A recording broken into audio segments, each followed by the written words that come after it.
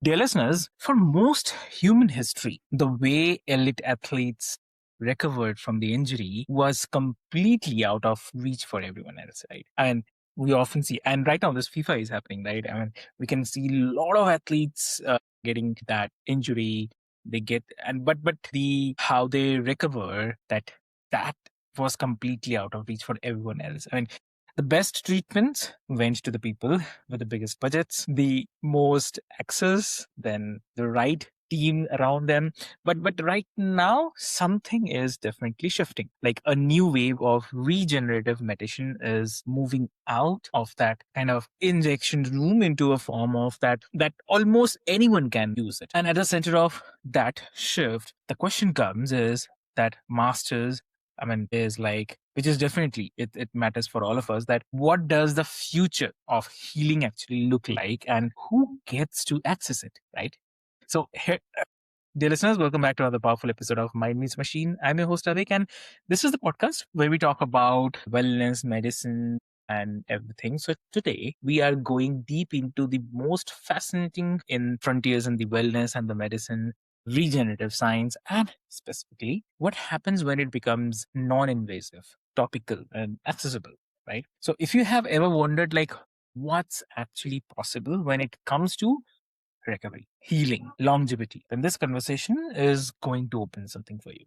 Yeah, stay with us. And in this journey, we have a very lovely guest with us. And my guest has one of the most remarkable, I would say, resumes in this, right? So please welcome my guest, Dr. Tommy B. So welcome to the show. Thank you very much. I'm looking forward to this conversation. Amazing, amazing. Thank you so much for joining us today, Dr. Tommy. And dear listeners, like before we get deep into the discussion, and I'll quickly love to introduce you, Dr. Tommy.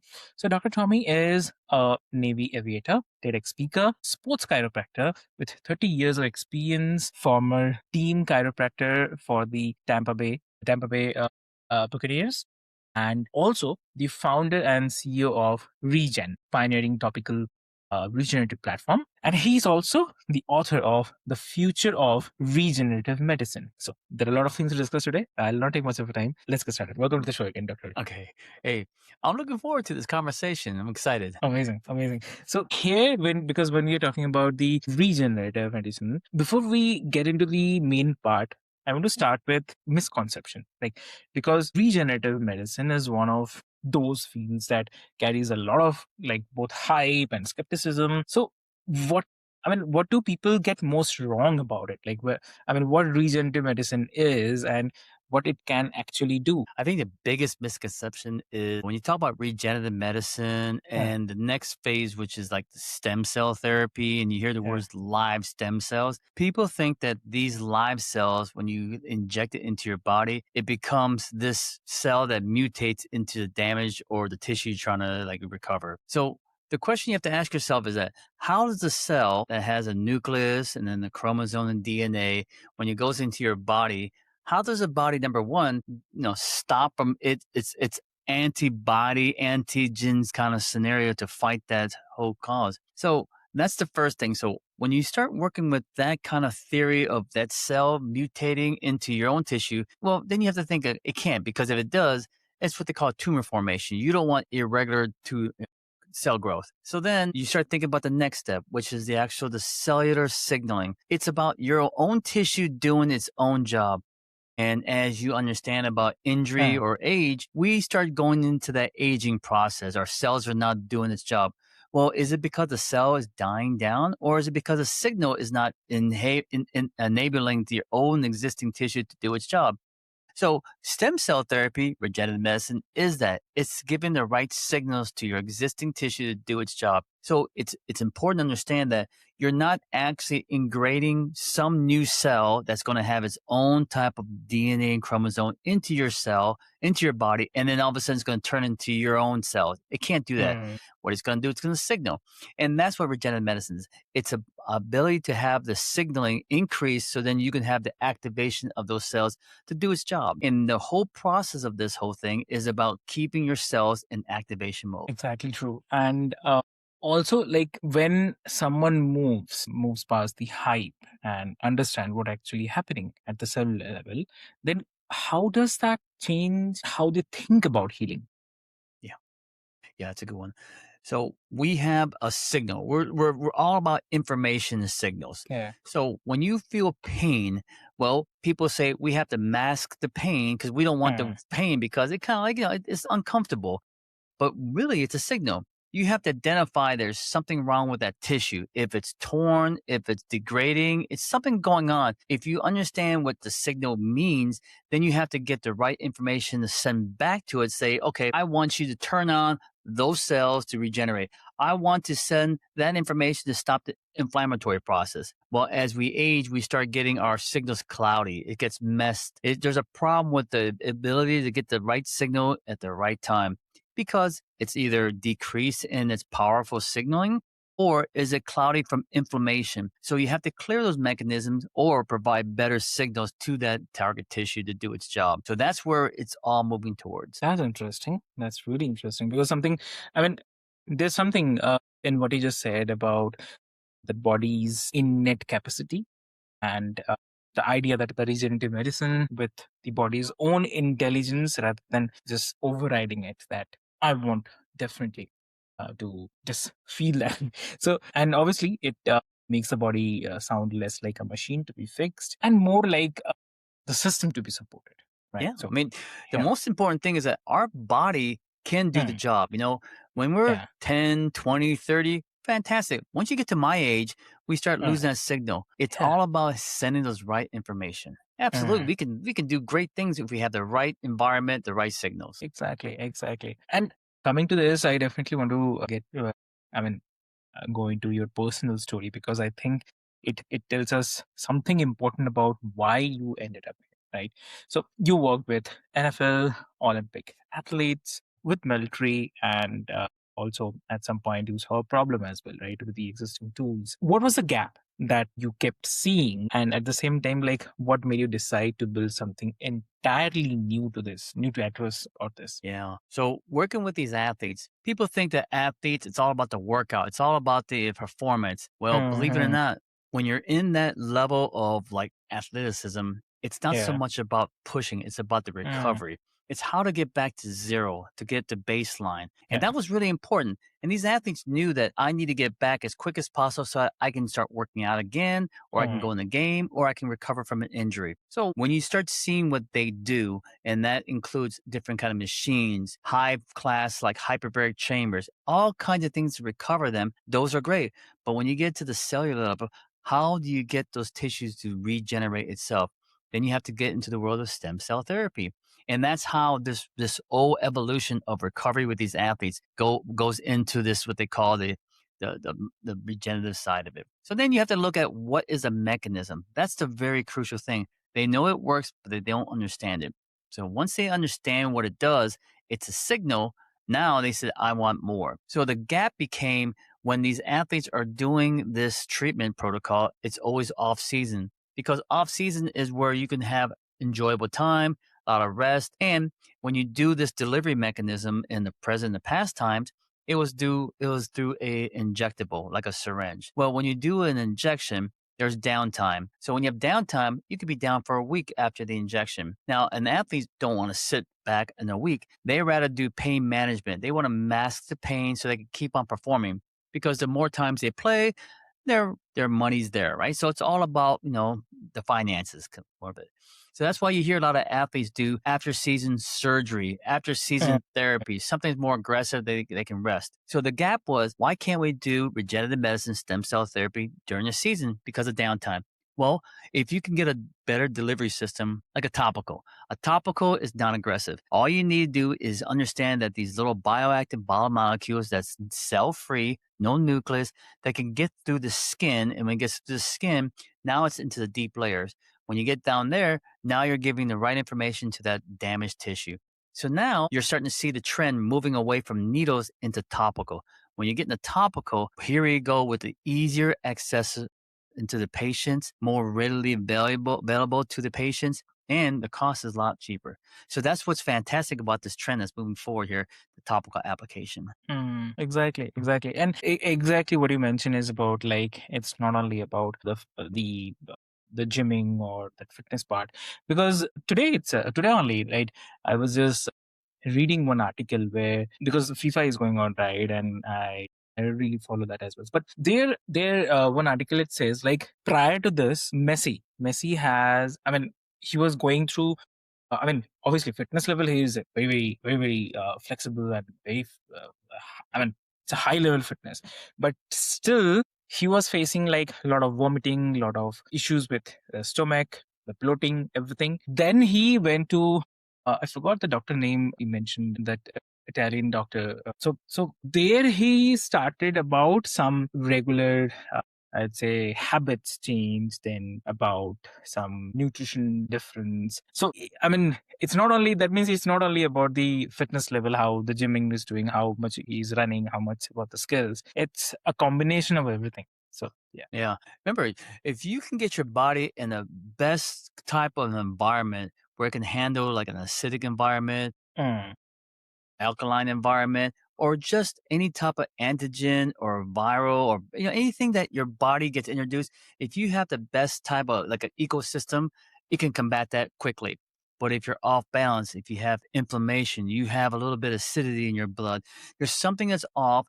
It's hard for your body to fight off things. So when it comes to the athletes at that high performance, they're really in tune. But sometimes because of maybe there's some environmental issues or some stressors, you can be off balance. When you get off balance, now you're prone to things like, just not only like, like sickness, but you can also be prone to like injuries. So you need to be well rounded. And importantly speaking, your body has to be really in mm. tune with each other. Exactly, exactly. Lovely. So, and also, if you talk about the our like average person, right? Because I think the most exciting part of where this is going is like for most human history, the best recovery tools went to the people who are having big pockets, best access, everything. So, what does a move to a topical and non-invasive regenerative medicine mean for the normal people, the everyday people who want to Yeah. support their recovery? Yeah, you know that in here in the United States, the cost of doing that injectable stem cell therapy, it can run as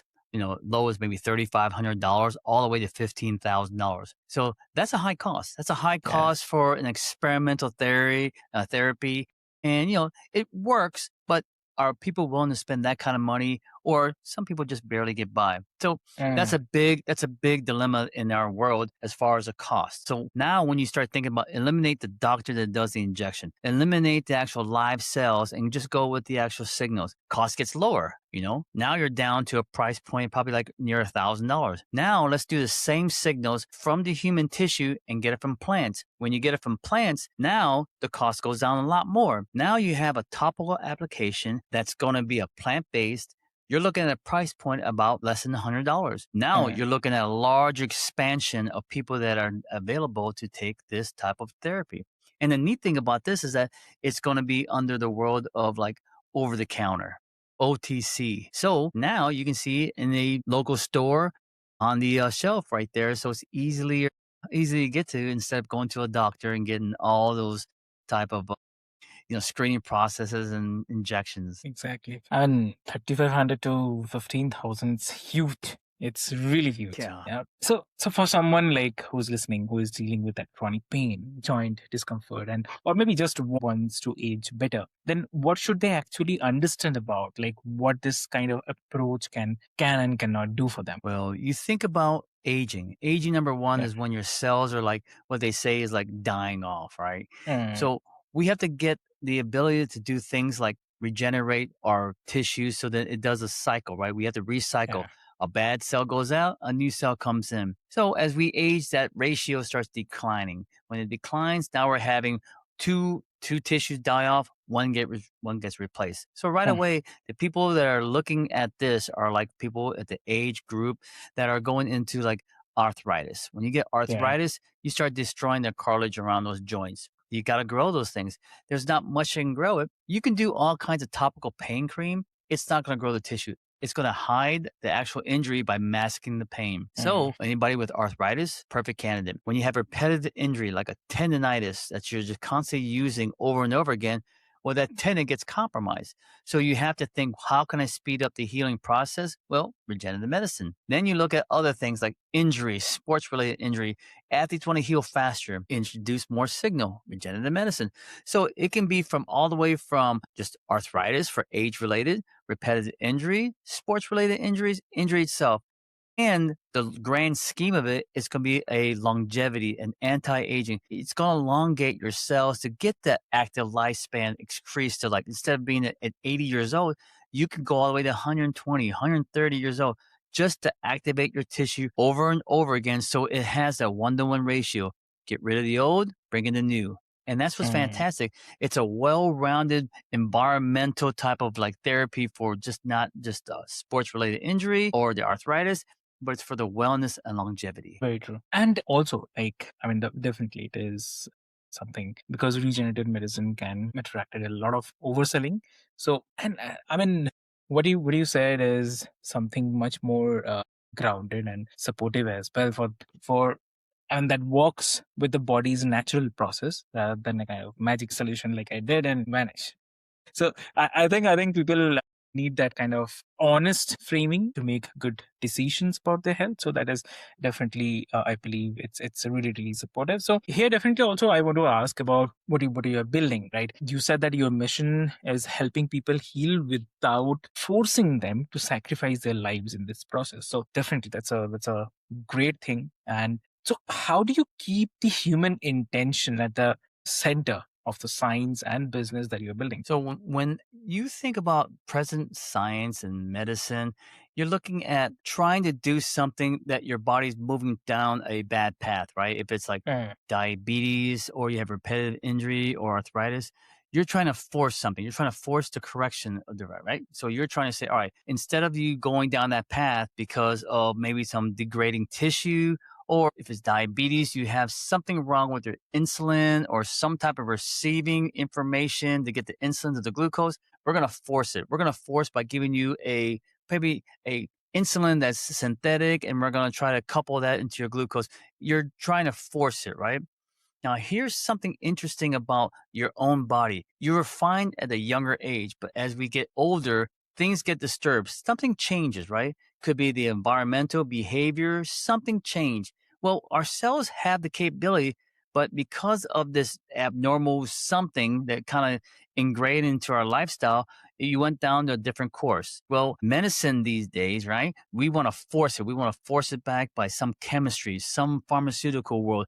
Or yeah. could it be a surgical procedure? Could it be a Mm, joint replacement? We have to force it. Now you think about the future. The future is about preventative. You get the right signal, doing the right thing to activate the right tissue. Now you are never prone to those positions. You'll never go down that pathway. You're continually doing the right growth, the right systems to do the activity for the whole body and that particular area that you're having problems with. So that's what this whole future is moving towards.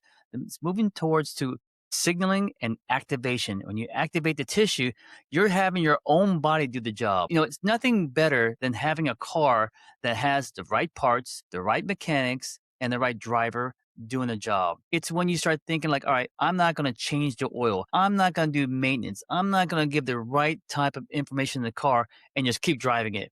Well, I got to replace the transmission. I've got to do some forcing of this vehicle to continue on. Well, it's not going to be correct because you want to grow together as one. This arm, this leg, this heart, this lung, it knows each other well. Keep it together, give it the right signal, and it works well together. So that's where this whole future is moving towards to. It's the activating with signals. interesting. So, like for someone who wants to understand more about that cell-free regenerative medicine and what separates your approach from others in this, so what should they ask basically? Okay. So the big thing is that when you hear the word of regenerative medicine and they Hmm. say live stem cells, right? Now, live stem cells, it sounds really like sexy, right? So, ooh, I'm gonna get Hmm. these new cells and they're gonna go in my body and it's gonna move around and find the damaged tissue and it's gonna just attack it and then it's gonna make it grow and we're gonna change it like an alien in our body, gonna change it into our cells. Well, it's impossible because you think about what a cell has. A cell has a nucleus, chromosome, DNA, and they have their own code. When you put it into your body, number one, your body is going to fight it because they think it's a virus. So if it passes Hmm. that point, it's going to go start, mitosis, cell division. It's going to do something. Now, here's the thing. You have your own chromosome, and then you have this new one that's donor injected into your body. It's not going to match up. There's no way that code is going to match up. If anything, it's going to make its own tissue and have an abnormal growth, and that's that tumor formation. So you have to remember, it's all about the signal, your own tissue doing its job. So when you start thinking about the own tissue doing the job, it's about the signal. Now, when you think about cell-free meaning there's no nucleus, there's no DNA, there's no chromosome. Well, you're just looking at the information. So now the molecule has gotten smaller, meaning that I can get it through the skin. When I get it through the skin, it has the ability to do the signaling without the injection. So cell-free is a most important thing you're hearing about in the future here. You're going to hear things words like peptides, hormones, all these things are all cell-free. It's just a signal. So that's where you want to ask questions. Ask the doctor, what is going on?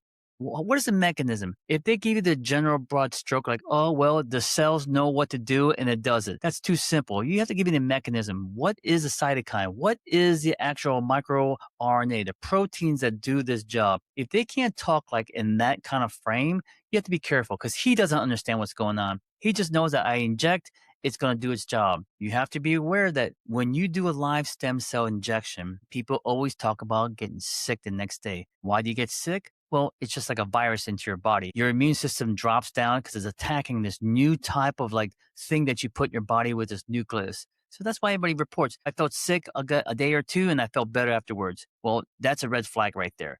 So that's what you have to watch out for. Number two, you got to know where this tissue is coming from. Is it really coming from where they state?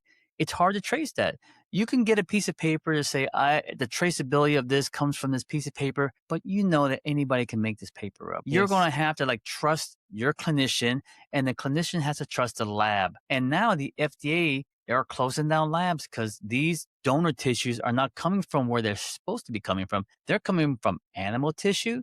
They're coming from odd places because the end user, they don't check on it. They say, all right, it looks like a vial of cells. Let's inject. So they don't know.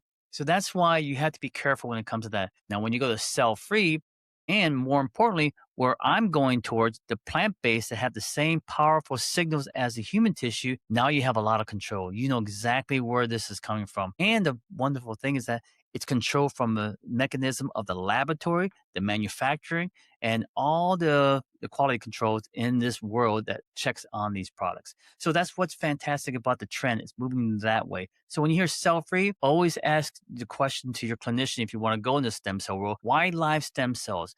Why do we want these live stem cells? You really think that these stem cells are going to mutate into our tissue? Impossible. Interesting. I mean, I believe not everyone is aware about this, and it's great that through this medium we are talking about it, and it is reaching out to people.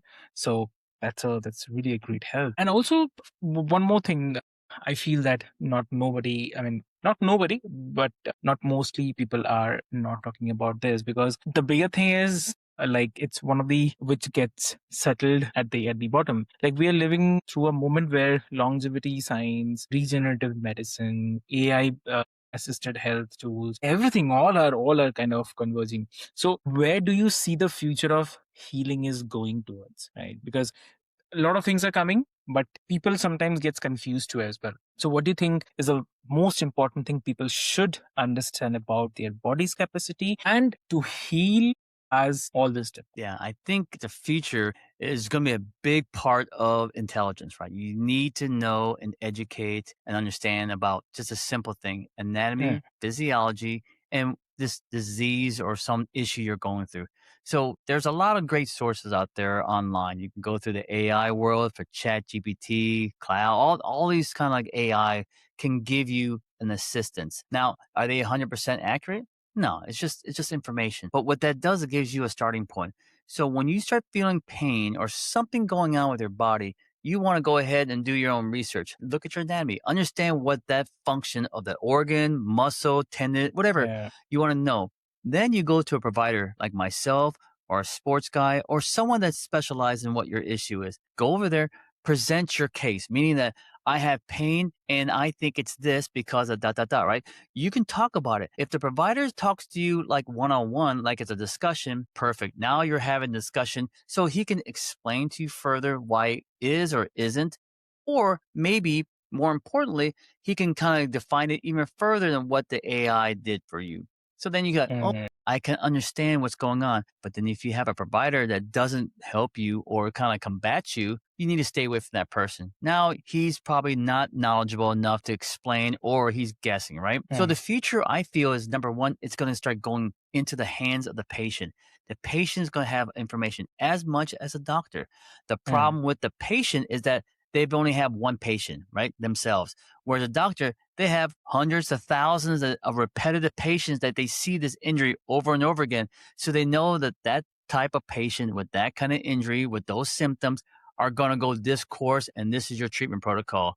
So that may be the differ. But you have to really just get into the world of understanding that education, yeah, knowledge is your importance. And that's where the future is going to go. Once they understand, now they say, what can I do? Where can I go? And then there is things that you can buy online, like my mm, product that can take you to the next step. yeah, exactly, exactly. True. So amazing. So if you have to give one advice today to all the listeners, what that would be? Biggest education. Educate yourself. Don't be afraid to, get a lot of information and then go to the provider and ask. Ask, am I right? Am I wrong? What do you think? That's the biggest thing. If you can educate yourself not only Mm, about just like the disease, but go yeah, further. Go just like a student. Like, I want to know anatomy. What are the structures mm, involved? Why are they not compromised, but this one is?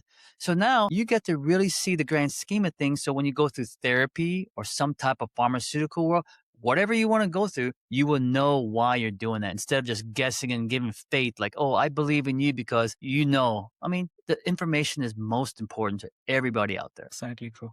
And if listeners wants to connect with you, what would the great medium to connect? Well, the easiest way is go on my website, which is RHEEGEN.com, and you can learn about self free regenerative medicine.